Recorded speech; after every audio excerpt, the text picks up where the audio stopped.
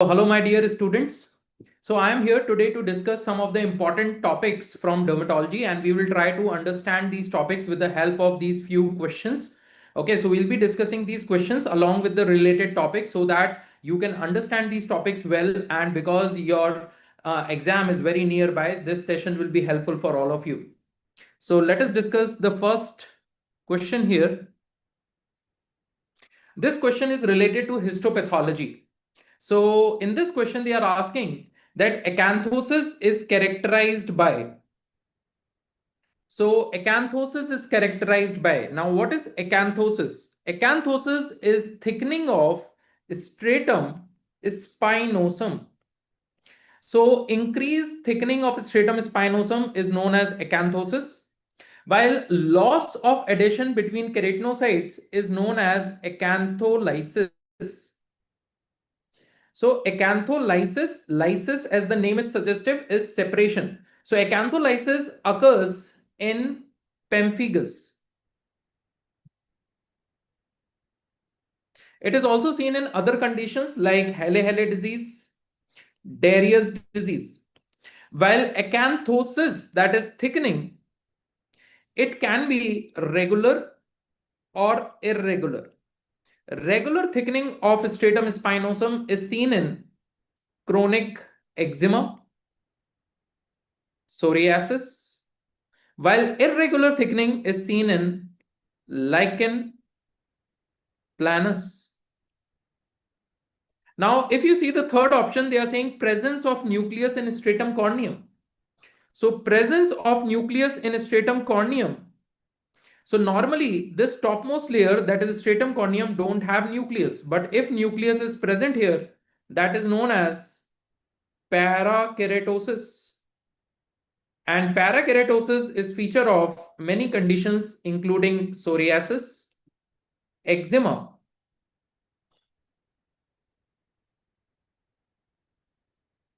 actinic keratosis. Here you can see that this is how the normal thickness of stratum spinosum is, but when it gets thickened to a larger extent, we call it acanthosis. These are the layers of skin like epidermis, dermis, subcutaneous layer, which is also known as hypodermis or panniculus. And in between epidermis and dermis is basement membrane zone or dermoepidermal junction.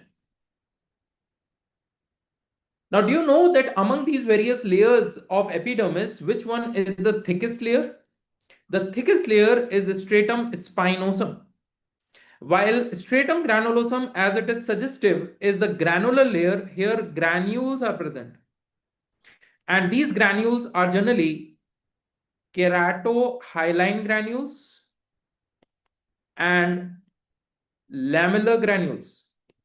Sometimes they ask you question on lamellar granules. So remember, lamellar granules are also known as odd-length bodies.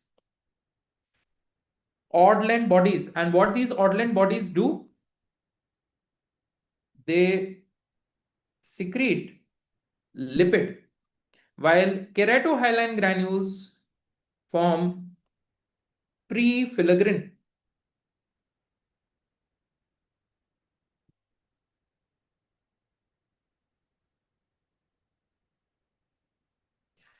These are various layers of epidermis. As you can see, the topmost layer is stratum corneum, then is lucidum, then granulosum, then spinosum, and then basal layer.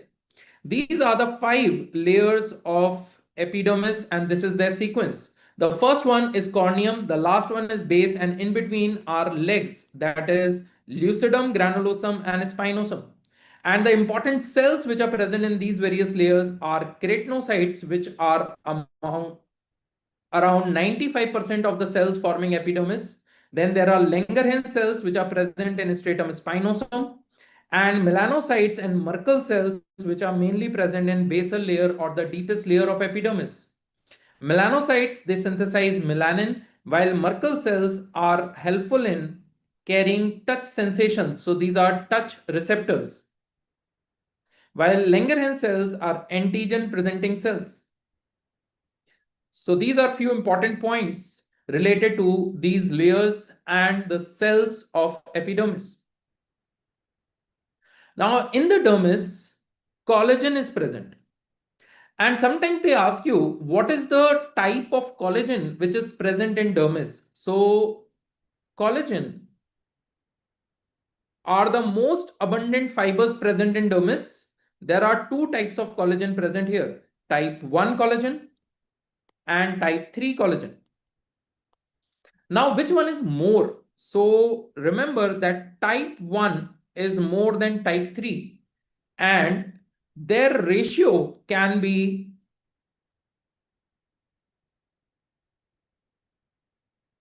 sometimes up to 8:1. So in these options, you can see that type 3 is not 100%. They are not equal. And type 3 is not more. The more one is type 1. So most abundant fibers present in dermis are type 1 collagen fibers. And among these four options, the best option is option A, that is 70% of collagen 1 and 15% of collagen 3. Collagen is the most abundant fibers present in dermis, but other than collagen, you can also find elastin, hyaluronic acid. So there are other fibers also, but the most abundant fibers are collagen fibers. Then there are cells also present in dermis. The cells present here are fibroblasts, which are most abundant cells, and there are mast cells as well. As you all know, mast cells which release histamine and can lead to certain conditions like urticaria, urticaria pigmentosa, all these conditions are related to mast cell. Then sometimes they ask you about Huxley and Henle layers. Now, there are many layers of skin. Like I told you, in epidermis, there are stratum corneum, lucidum, granulosum, spinosum, basal layer. These are the layers of skin, or more specifically, epidermis. Then hair follicles also have certain layers, and Huxley and Henle layers are actually the part of hair follicles. So if you see the cross section of hair follicle, or if you cut the hair follicle transversely and look at various parts of the hair follicles, it will appear something like this. So you will find that it has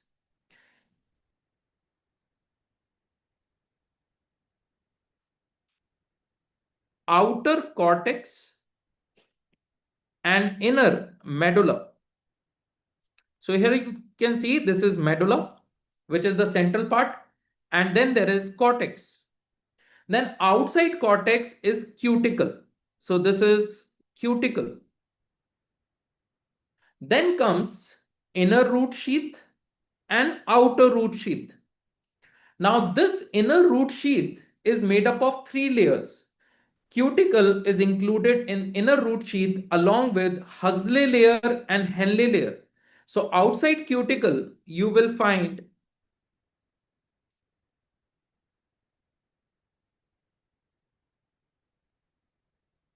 Huxley and Henle. So these are various layers of the hair follicles, and then comes the outer root sheath. So it is very easy to remember. Central medulla, then comes cortex, then comes inner root sheath which have cuticle, Huxley and Henle layers, and then comes outer root sheath. These are various layers of the hair follicle. Sometimes you get confused that which one is inner, which one is outer. So among cortex and medulla and among Huxley and Henle, you can see that they follow alphabetical order as we move from outside in. So if you move from outside in, among Huxley and Henle, which one will come first? So they follow alphabetical order. So you can see that Henle and then Huxley. So alphabetically E comes first and then comes U. Similarly, cortex and then medulla. So C comes first and then comes M. So they are following alphabetical order as we are moving from outside in. So Henle, then Huxley, then cortex, and then medulla as we are moving from outside in the hair follicles. So if they ask you the sequence, you can very easily mark that as well. Then there is a blistering condition which is known as bullous pemphigoid. Bullous pemphigoid is most commonly associated with which of the following? Now see, desmoglein 3 is the antigen which is involved in a condition known as pemphigus. To be more specific, it is involved in pemphigus vulgaris. While desmoglein 1 is also involved in pemphigus, it is involved in pemphigus vulgaris as well as pemphigus foliaceus. So remember that in foliaceus, only desmoglein 1 is involved, while in vulgaris, both desmoglein 3 and 1 are involved. But if both are given in separate option, remember 3 more than 1. Okay, so 3 is involved in vulgaris, 1 is involved in foliaceus, but remember that later on 1 also gets involved in vulgaris. So if both are given in separate option, 3 you will choose as the answer in vulgaris, while in foliaceus only desmoglein 1 is involved. Now coming to these two antigens, that is BPAG1 and BPAG2. Now do you know what is the full form of BPAG1 and BPAG2? This BPAG1 and BPAG2, here this BP stands for bullous pemphigoid. So these are bullous pemphigoid antigen 1 and bullous pemphigoid antigen 2. So you are very sure that the commonly associated antigen here are bullous pemphigoid antigen 1 and bullous pemphigoid antigen 2. But both are given in separate option. So which one you are going to choose? So remember that here both are involved. That is BPAG1 is also involved and BPAG2 is also involved. But if both are given in separate option, which one you will choose? 1, 2, 1, 2, 2. So remember 2 more than 1. So answer here is BPAG2 because BPAG2 is more commonly involved than BPAG1. Now these antigens have few more names, like BPAG2 is also known as BP180 because the molecular weight of this antigen is 180 kilodalton. Similarly, BPAG1 is also known as BP230. So maybe if a similar question comes and instead of 1 and 2, 180 and 230 is written, then you will choose 180. This is also known as collagen 17. So these are few more points which you can remember about this condition. Here you can see this is a patient suffering from bullous pemphigoid. Bullous pemphigoid clinically presents with, so in the clinical features, you will notice that this is a condition which usually develop in old age, that is around 60 to 80 years. So old individual presents with tense bulla. So large fluid filled lesions, and you can see that they are very large and tense. So large tense blisters with itching. So they have itching and perilesional erythema. And generally there is redness around these lesions. As you can see, there is redness around them. So there is red area surrounding them. And when they heal, so sometimes when these blisters start healing, you will find milia formation. Milia are nothing, these are small keratin cysts. So these are the clinical features which are seen in this condition. In old individuals, tense blisters with itching and redness around the lesion. And when the lesions heal, they leave behind milia formation. This is the characteristic appearance of bullous pemphigoid. Now they are asking about epidermolysis bullosa dystrophicaens. Now this is a congenital type of epidermolysis bullosa. Epidermolysis bullosa is also known as mechanobullous disorder. Now, why we call it mechanobullous disorder? Because in this disorder, bullous lesion, that is fluid-filled lesions, start developing where at the site of mechanical trauma, friction, or pressure handling. So how the clinical presentation is mentioned in the question? Generally, they mention that young child. Why young? Because this is a congenital condition, so it has early onset. This is a genetic condition.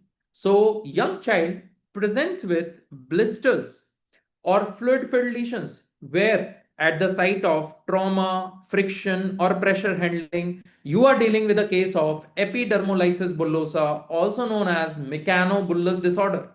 Now remember that this congenital type of epidermolysis bullosa can be of three types. The first type is the simplex variant. In simplex variant, keratin 5 and 14 is defective. So the genetic defect is present in keratin 5 and 14. Then the second type is junctional variant. In the junctional variant, laminin is defective. Laminin is defective. While the third variant is dystrophican's variant. And in the dystrophican's variant, collagen 7 is defective. So remember that collagen 1 and 3 are present in dermis, while this collagen 7 and collagen 4 are present in basement membrane zone. Basement membrane zone, that is dermo-epidermal junction, that is in between epidermis and dermis. And among these two which are present in basement membrane zone, in dystrophican's variant, collagen 7 is involved. So epidermolysis bullosa dystrophican's involves basement membrane zone or dermoepidermal junction, and the protein which is defective is collagen 7.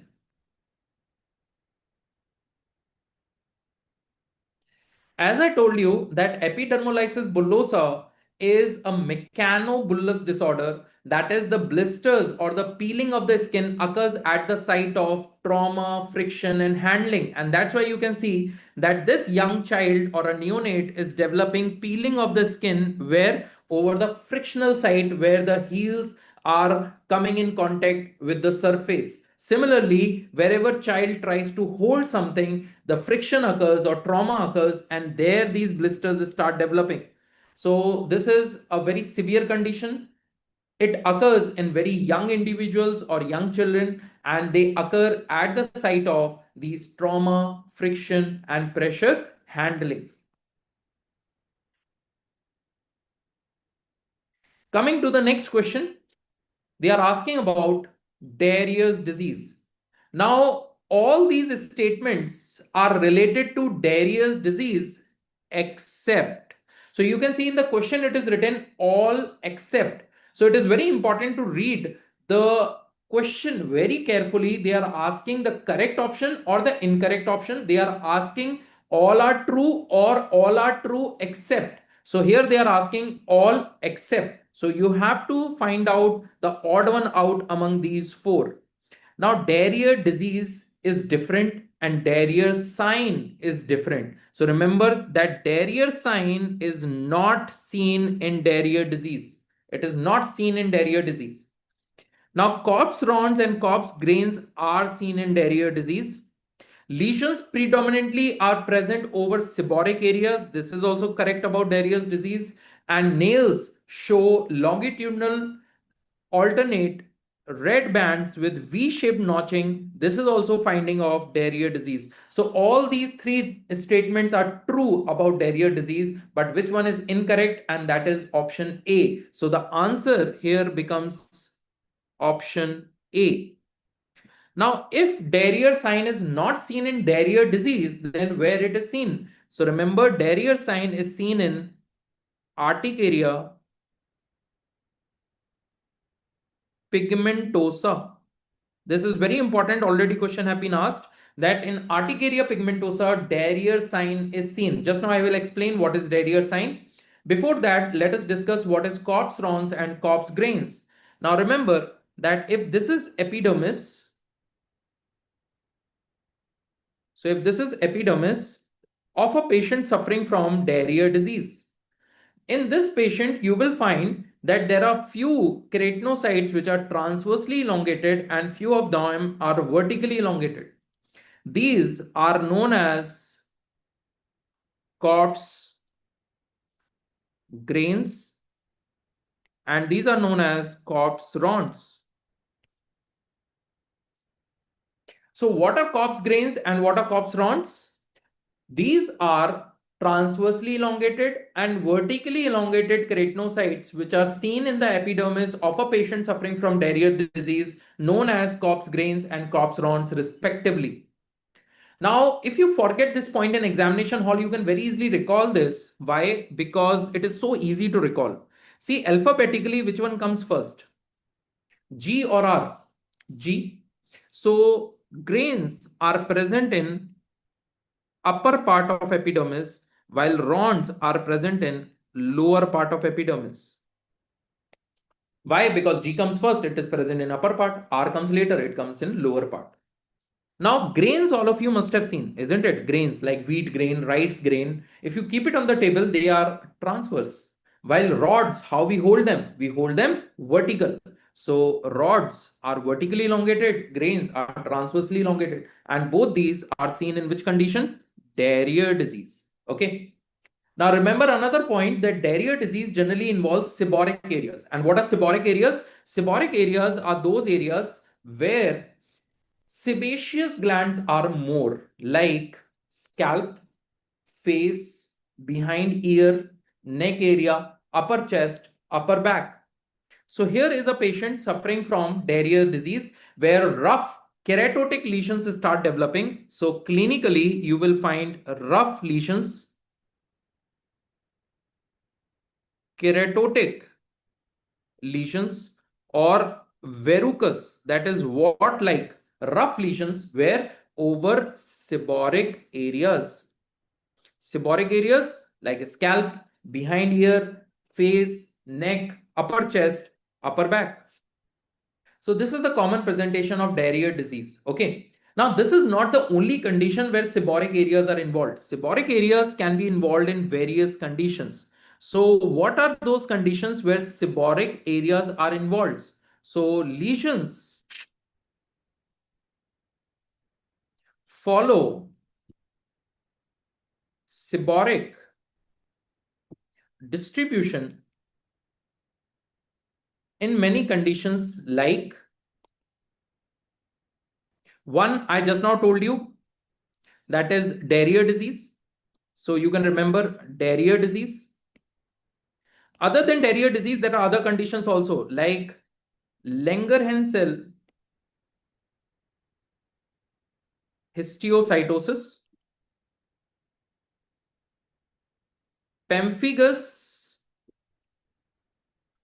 foliaceus, then seborrheic dermatitis, and Darier's disease. So these are four important conditions where lesions follow seborrheic distribution or seborrheic areas are involved.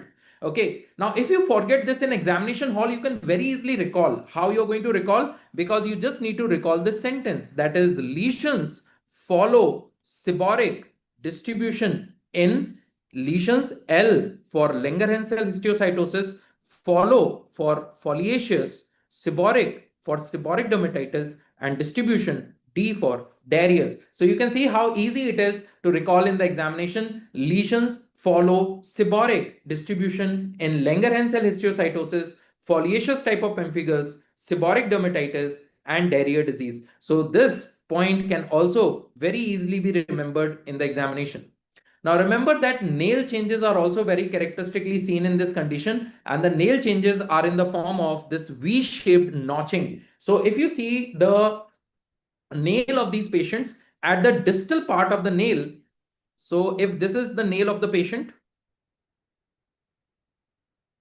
you will find that as the distal part there is V-shaped notching, which is very characteristically seen in Darier's disease. So all these findings can be seen in Darier's disease, but Darier sign is not seen. Darier sign is seen in Urticaria pigmentosa, like you can see in this child who is suffering from Urticaria pigmentosa, which is also known as cutaneous mastocytosis. Very obvious from the name itself. Cutaneous means related to skin. Masto related to mast cells. Cytosis means increased numbers. So there are increased numbers of mast cells in the skin. And these areas where increased numbers of mast cells are present appear dark. So this patient presents with pigmented macules or patches. And if you take a blunt object and start rubbing these patches, what will happen? These mast cells degranulate and release histamine, and due to which this area appears red, edematous, or urticaria like wheals start developing. This is known as Darier sign seen in Urticaria pigmentosa or cutaneous mastocytosis. Very easy to recall in the examination that Urticaria pigmentosa presents with pigmented lesions, as I have shown you here. They present with pigmented lesions, hidden in the name itself, pigmented lesions. And if you rub these pigmented lesions, what happen? They become red, edematous, wheals develop like wheals seen in urticaria. This is known as what? This is known as Darier sign. Okay, so if you forget Darier sign in examination, you can very easily recall Darier sign is seen in urticaria pigmentosa. Just reverse it. What is urticaria pigmentosa? That is pigmented lesions when rubbed produce urticaria like red wheals. This is Darier sign. Clear? Now, sometimes they ask you about another histopathological finding known as papillary tip microabscess. Now, these microabscesses are very important and already many times questions have been asked. So remember, micro means small and abscess are small collections of cells. So these small collections of cells are seen in dermatitis herpetiformis. Now, in dermatitis herpetiformis, these small collections of neutrophils start developing and they are generally present at the tip of the dermal papilla. So they are present where? At the tip of the dermal papilla. So that's why this is known as papillary tip microabscess seen in dermatitis herpetiformis. In psoriasis, another microabscess is seen known as Munro's microabscess or Kogo's pustules. Both these are seen in psoriasis. Both are due to collection of neutrophils. Then what is the difference? The difference is that Munro's microabscess is due to collection of neutrophils in the topmost layer, that is stratum corneum, while Kogo's pustules are due to collection of neutrophils in psoriasis in deeper epidermis, that is in Malpighian layer, that is lower epidermis like stratum spinosum, stratum basale. Generally, it is seen in stratum spinosum, so in the lower part of the epidermis. Then comes mycosis fungoides. Mycosis fungoides is a cutaneous T cell lymphoma. This cutaneous T cell lymphoma or mycosis fungoides is a malignancy. It is a lymphoma. So here collection of lymphocytes are seen, and these collections of lymphocytes are known as Poutrier's microabscess. So remember that Munro's microabscess is seen in psoriasis. Kogo's pustules are seen in psoriasis, while papillary tip microabscess is seen in dermatitis herpetiformis, and Poutrier's microabscess is seen in mycosis fungoides. But remember that these three, that is papillary tip, Munro's, Kogo's, they are collections of neutrophils. Poutrier's microabscess are collection of lymphocytes, while there is a very rare variant of pemphigus known as Pemphigus vegetans. This is the rarest type of pemphigus, and here collection of eosinophils are seen. So collections of eosinophils are seen in Pemphigus vegetans. So these are some more important points which you can remember about these different microabscesses. Generally, questions are asked on Munro's and Poutrier's. So if you ever forget between Munro's and Poutrier's, you can very easily recall that M is seen in P and P is seen in M, isn't it? Monroe's is seen in psoriasis, and Poutrier's is seen in mycosis fungoides. Now, which of the following test is useful in making diagnosis of pemphigus? All except. Again, see, examiner have written all except. So all are used in pemphigus except. And as you all know, Geratage test is used in psoriasis. So this is not used in pemphigus. This becomes the answer. While all these can come out positive in pemphigus, so they are used in pemphigus. Let us discuss them one by one. So, Geratage test. So let us consider that this is that erythematous plaque of psoriasis with silvery white scaling, and you took a glass slide and you started scraping it.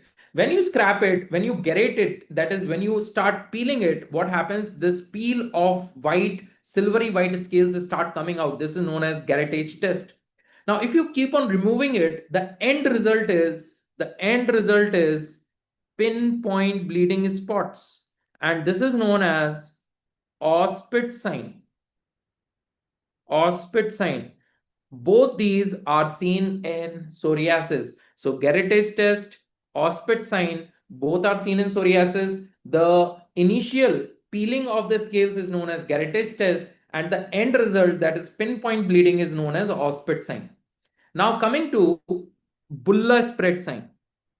Let us consider this is the patient suffering from pemphigus, and this is the blister. So if you apply perpendicular pressure over this blister, or if you apply pressure on one side, you will notice that this blister extends on the other side. So this blister extends. This is known as bulla spread sign. Very obvious from the name itself. Applying pressure over the bulla spreads. This is known as bulla spread sign. But remember that this bulla spread sign is not specific of pemphigus. It is also seen positive in bullous pemphigoid. So this bulla spread sign can be seen positive in pemphigus as well as bullous pemphigoid. In both, it can come out positive. It is also known as Asbo-Hansen sign. So Asbo-Hansen sign or Bullous spread sign, both are similar. Now coming to Nikolsky sign. Nikolsky sign is seen only positive in pemphigus and not in pemphigoid. So Nikolsky sign is only seen in pemphigus. And what is Nikolsky sign? If this is the blister and if you apply tangential pressure, that is the pressure parallel to the skin over the surrounding skin or any bony prominence, what happens? The overlying epidermis slides. This is known as Nikolsky sign. It come out positive in pemphigus but not in bullous pemphigoid. So this is more important than bullous spread sign because it helps in differentiating pemphigus and pemphigoid. Now coming to the last option, that is zinc smear. Zinc smear is a very simple procedure where when a patient comes with a blister, you can rupture that blister and take the scrapping from the base. And after doing Giemsa staining or right staining, you can see it under microscope. And if you find acanthocytes, then it is suggestive of pemphigus. But if you find multi-nucleated giant cells, then it is suggestive of herpes. So it is helpful in pemphigus and herpes. In pemphigus, acanthocytes are seen, and in herpes, multinucleated giant cells are seen. This is again a very favorite question of examiner. They ask you repeatedly in your screening exam, zinc smear. So remember this. Now, integrin and cadherin are important in the pathogenesis of. Now, all of you know that what antigen is involved in pemphigus. All of you know in pemphigus, desmoglin is involved. Like I told you, desmoglin 1 in foliaceous, desmoglin 3 and 1 in vulgaris. So desmoglin is involved. And what is desmoglin? Desmoglin is a desmosomal protein. That is, it is a protein present in desmosomes. There are other proteins present in desmosomes. Yes, there are other proteins which are present in desmosomes. So the proteins which are present in desmosomes are not only desmoglin, but desmocolin, desmoplakin, placoglobin, and placofilin. All these are desmosomal proteins. All these are present in desmosomes. So these are the names of the proteins which form desmosome, which are present in desmosomes, which help in attachment of two keratinocytes. And keratinocytes are present in epidermis. So all these are present in epidermis, that is intraepidermal. And that's why pemphigus is an intraepidermal blistering disorder, because the protein is also within the epidermis, in between the keratinocytes in the desmosomes. Okay. Now, all these proteins, as I told you, are desmosomal proteins, but these proteins belong to certain gene families. And the name of those gene families to which these desmosomal proteins belong to are integrin and cadherin.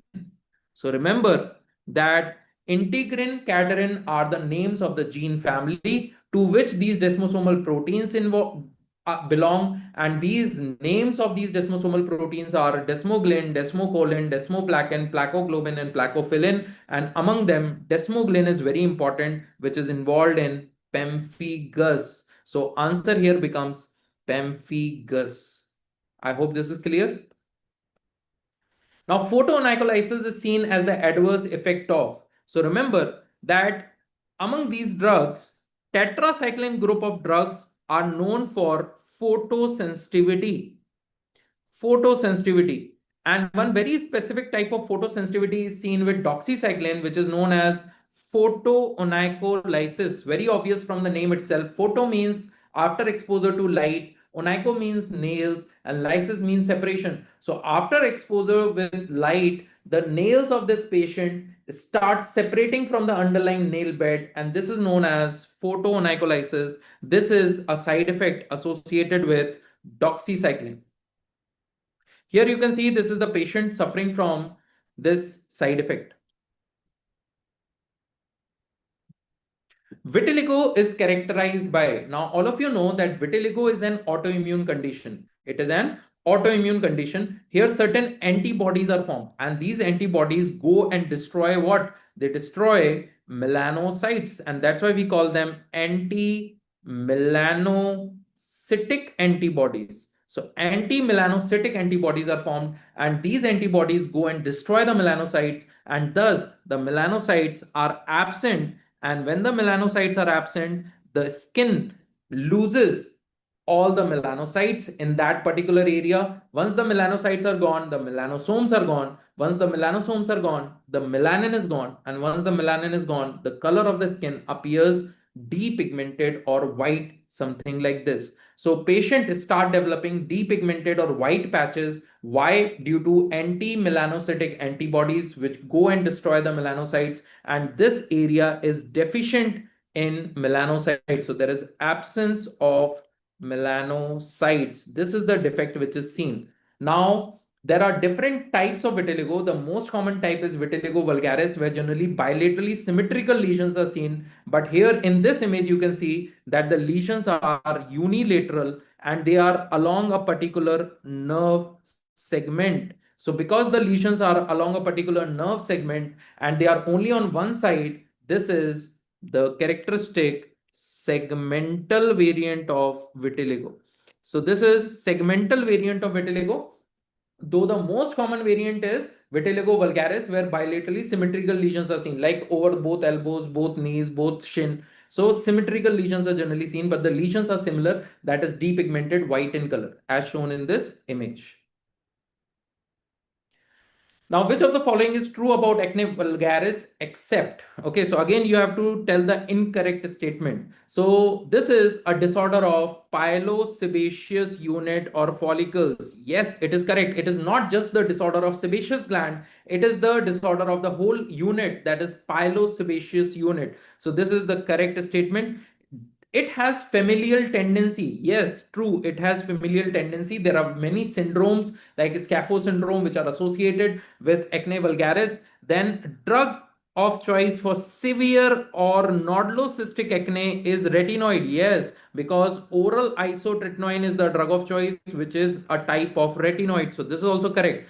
And steroid induced acne are polymorphic. No, polymorphic. Poly means multiple, morphic means morphology. That is, different type of morphological lesions are seen in acne vulgaris, not in drug induced acne. The drug induced or steroid induced acne are generally monomorphic.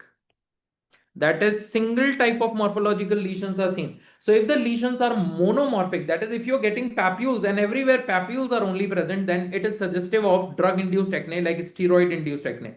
Okay, but if there are different types of lesions, like there are papules also, there are pustules also, there are comedones also, then it is the most common variant, that is acne vulgaris, where polymorphic lesions are seen. So this is the wrong statement and this becomes the answer, because they are asking all are true except, and this is the wrong statement here. All except causes non-scarring alopecia. Non-scarring alopecia. Now, there is a very easy mnemonic which I generally tell my students, that whenever question comes on non-scarring alopecia, which is also known as non-cicastaceal alopecia or temporary type of alopecia, because it can be treated. Okay, so this is non-scarring alopecia. Non-scarring alopecia generally occur in those skin conditions which start with these alphabets. And remembering these alphabets is very easy, because I am going to give you a mnemonic here. And the mnemonic is Tata Sky HD. So Tata Sky HD, all those alopecias which start with alphabet A and T, like anagen effluvium, telogen effluvium, trichotillomania, alopecia areata, androgenetic alopecia, alopecia areata, then tractional alopecia, then non-inflammatory type of tinea capitis. All these are starting with A and T. So these are what? These are non-scarring alopecia. So A and T both are what? Non-scarring alopecia. Very easy. These are also known as primary type of non-scarring alopecia. Now, secondary means that is some secondary condition or systemic condition is present which is causing this type of hair loss. Like these secondary causes generally start with alphabet S, H, and D, like SLE, like secondary syphilis where moth-eaten alopecia is seen, then hypothyroidism, hyperthyroidism, and hyperpituitarism.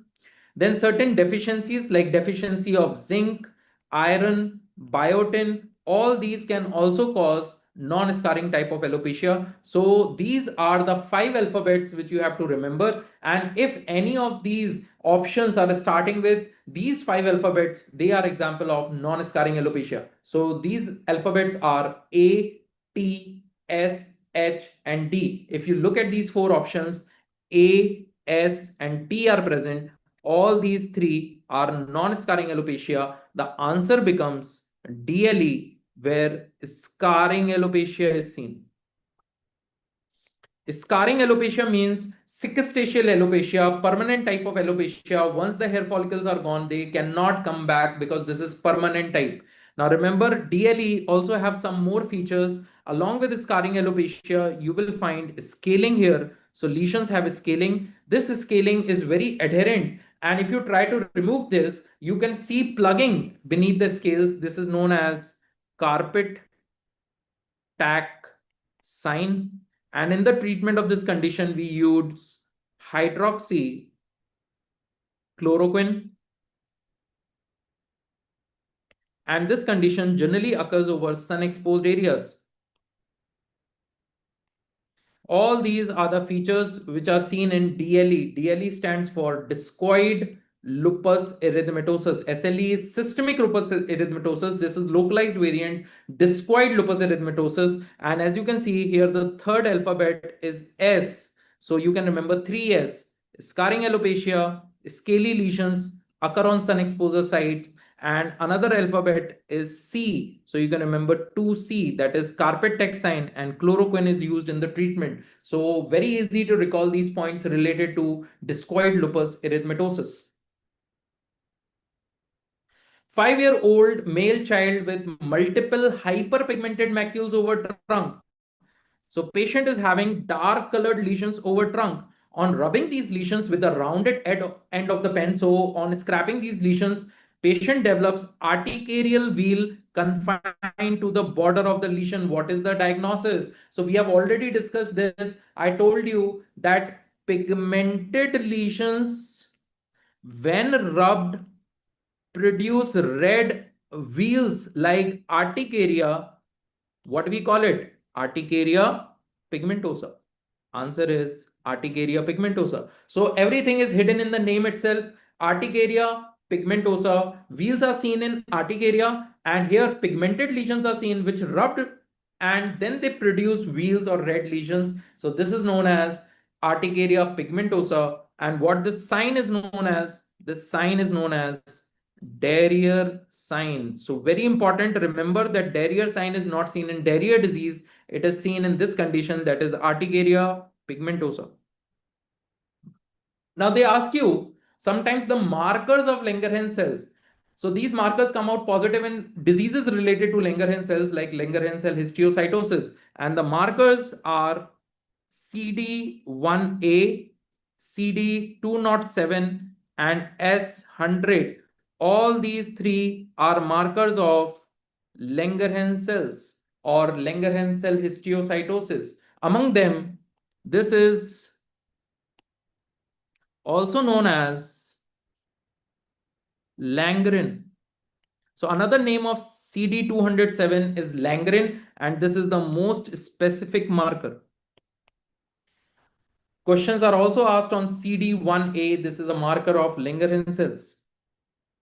Then 40-year-old woman presents with a 2-year history of erythematous papulopustular lesions, that is papules along with pus-filled lesions on the convexities of the face. Do you know any condition which occur on the convexities of the face like cheek, nose, chin?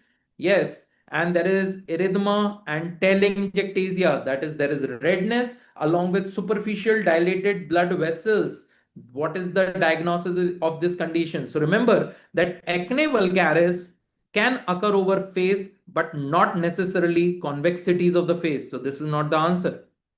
SLE can develop over face, especially where over they form butterfly rashes, that is cheek and nose. So there is a characteristic butterfly rashes. Along with this is a systemic condition. So there is history of fever. Then there is history of joint pain. There is history of photosensitivity. So generally on sunlight exposure, it aggravates. And remember that this spares nasolabial folds. So these are some characteristic features of SLE butterfly rashes. While polylight eruptions are due to excessive sunlight exposure, so they generally occur where they generally occur exposed areas. So they develop over exposed areas. So these are not the answer. The correct answer here is acne rosacea, or simply known as rosacea. And rosacea is a condition which generally occur over convex areas of the face. Here, papulopustular lesions can be seen, and it can involve nasolabial folds. So this helps in differentiating from SLE. Nasolabial folds can get involved, Here in acne rosacea, there is role of a mite, Demodex mite, which infiltrates the pilosebaceous unit, and that's why the drug of choice for this condition is metronidazole. This is how these patients present. They generally present with red areas, that is erythema, along with telangiectasia, that is superficial dilated blood vessels, where over convex areas like face, nose, chin, so convex areas of the face are involved, and nasolabial folds can also get involved in this condition. Okay. Female with painful, long-standing, persistent oral lesions. So patient is having painful, persisting for a long period oral lesions with suprabasal acantholysis. Acantholysis, that is separation of keratinocytes. And separation of keratinocytes is a feature which is generally seen in pemphigus. Now, there are two major types of pemphigus, foliaceous and vulgaris. Foliaceous and vulgaris. Which type of separation is seen in foliaceous? It is subcorneal. And which type of separation is seen in vulgaris? It is suprabasal. And that is what they are asking. Suprabasal acantholysis is feature of pemphigus vulgaris. One of the option is pemphigus vulgaris here. So answer becomes pemphigus vulgaris. Aphthous ulcer can present with painful oral lesions, but it is generally not long standing. They easily resolve. Then erythema multiforme presents with target lesions. Target lesions, that is, lesions have multiple concentric rings, and it generally is followed by viral infection, usually herpes virus infection. And bullous pemphigoid never have acantholysis because this is a subepidermal disorder. Epidermis is not involved, so acantholysis is not seen. So that's why these are not the answer. 24-year-old unmarried women. Why unmarried? Because the drug is not used in married or pregnant females. So the patient who want to conceive, or patient is married and planning to conceive or is pregnant, we should avoid this drug. So that's why this point becomes very important. It has multiple nodules, cysts, pustules, comedons. Comedons are the characteristic lesions of acne. So as soon as you see comedons, you know that the patient is suffering from acne. And upper back and shoulders are also involved. What is the drug of choice? So we know that in nodulocystic acne, that is severe type of acne, the drug of choice is isotretinoin, and it is a teratogenic drug. Teratogenic drug, so it should be avoiding during pregnancy, but the female here is unmarried, so that's why you can easily give this drug and counsel the patient that whenever she's planning to get married, she need to stop this drug. So oral isotretinoin will be the drug of choice here. So you can see sometimes patient can develop very large nodules and cysts. This is known as nodulocystic acne, grade 4 acne, severe type of acne, and in this acne, the drug of choice is oral isotretinoin. The commonest sign of nail psoriasis, the most common change which is seen in the nails in a patient of psoriasis is nail pitting, and this pitting is irregular and deep. While if there is regular pitting, then it is suggestive of alopecia areata. Pterygium is the most characteristic nail change seen in lichen planus. Oil drop sign is the most characteristic change seen in psoriasis. So remember that in psoriasis, the most characteristic is oil drop sign, also known as salmon patch, and the most common is pitting. While onycholysis is seen in psoriasis as well as onychomycosis, that is fungal infection of nails. So all these are the nail changes which can be seen in different conditions. But remember what the examiner is asking. If the examiner is asking the commonest in psoriasis, pitting, most characteristic in psoriasis, oil drop sign, most characteristic in lichen planus, pterygium. So here you can see these deep irregular pits which are present in a patient who is suffering from psoriasis. Along with there is onycholysis, due to which the nail plate have separated, and due to which it is appearing yellowish in color instead of pink color. So you can see pink color here, but yellowish color here. Why? Because of onycholysis. Leukonychia can also be seen. See, itchy vesicles on palm and sole of an adult male is seen in. So as soon as you see itchy, you suspect scabies, where very severe nocturnal pruritus is seen, but this is not scabies. Why? Because palm and sole are spared in adults. So when adults suffer from scabies, palm and sole are spared, though they can be involved in infants.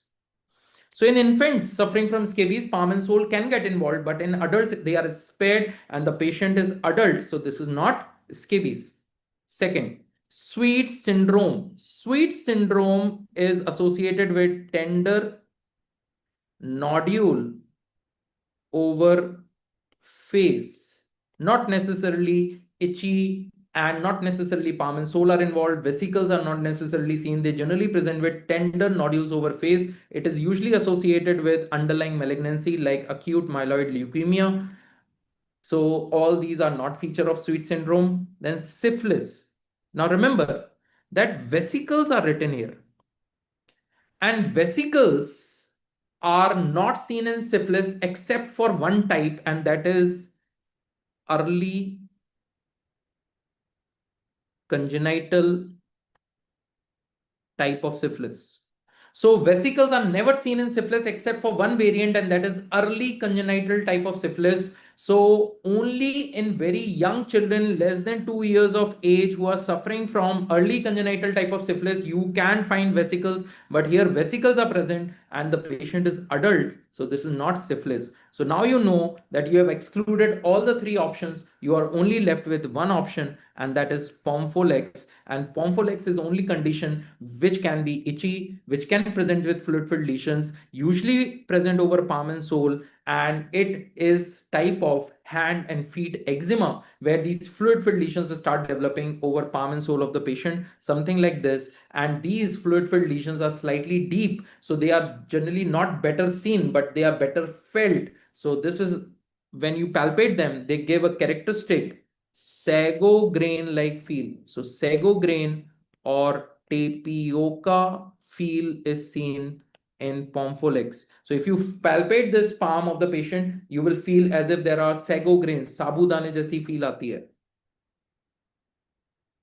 8-month-old child presents with diarrhea, alopecia, rash on acral and periorificial areas. What this condition is?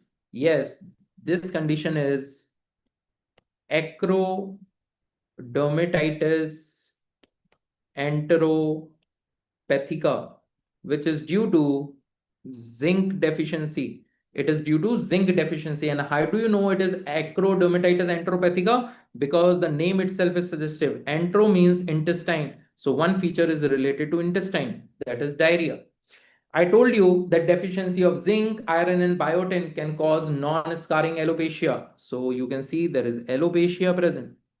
Then patient is having dermatitis, that is inflammation of the skin, where over acral parts, name itself is suggestive, acro. So acral parts are involved along with face, and groin area is also involved. So you can see every feature is written in the name itself. The name is Acrodermatitis enteropathica, which is due to zinc deficiency. This is how these children present. They present with this dermatitis, that is inflammation of the skin. So skin becomes red, shiny, inflamed over periorificial, that is over the face, around the mouth, over the diaper areas, and also acral parts can get involved, that is hand and feet can get involved. This is a condition which occurs due to zinc deficiency. So what is the treatment? You simply need to give zinc supplement to this patient. So I hope this session was useful for all of you, because I have discussed most of the high yield topics and various questions from different topics of dermatology. So thank you very much. All the very best for your exam. I hope all of you will pass this exam. So my best wishes are with you. Thank you.